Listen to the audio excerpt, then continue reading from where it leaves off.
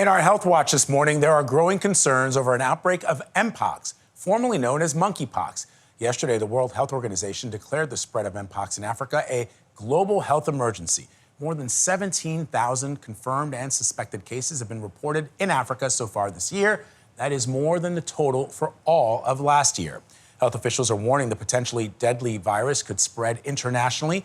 Dr. Celine Gounder is a CBS News medical contributor and editor-at-large for public health at KFF. Good morning. Good to see you. Good morning. So, Celine, this is the second time in 2 years that the WHO has declared mpox a global health emergency. What's different this time around? This is a different strain. This strain is more mortal, so in other words, causes more percentage of deaths. It's also more transmissible. It spreads more easily from person to person. So the last time we were facing something like this, describe the transmission for that first strain and how it's transmitted this time around. So that last outbreak that we saw about 2 years ago was primarily being spread among men who have sex with men, bisexual men, transgender people. What we're seeing this time is some 85% of the cases are among kids. And so it's the poor hygiene that you see among little kids playing with each other, skin-to-skin contact. That's how we're seeing this being transmitted now. Given that kids, and I'm learning this now, bring home every single thing that they pick up at the playground or at school, how do you prevent it from spreading?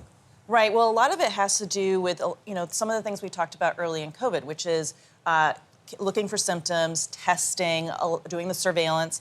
A lot of what we've been doing as the United States has been supporting the Democratic Republic of Congo, which is where the majority of these cases, we've been supporting them to do that surveillance, to do that diagnostic testing so you can isolate and prevent further spread, further transmission. So if parents are worried about the spread, what do the symptoms look like? What should we be looking for? Well, so first of all, the risk here in the United States, at least right now, is very low. We have yet to see any cases here. So I don't think you should get too alarmed if you see a child who looks like they have the chickenpox. It probably is the chickenpox, but that's what the mpox rash looks like.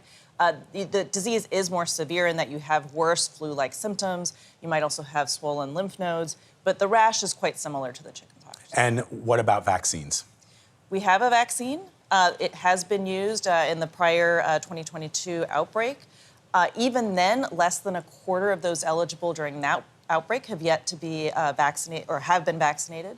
But we don't have nearly enough vaccine to cover the need in Central Africa. We would need about 10 million doses, and we're not nearly there. Wow, unbelievable after all these years. Thank you, Dr. Gounder. Appreciate having you always.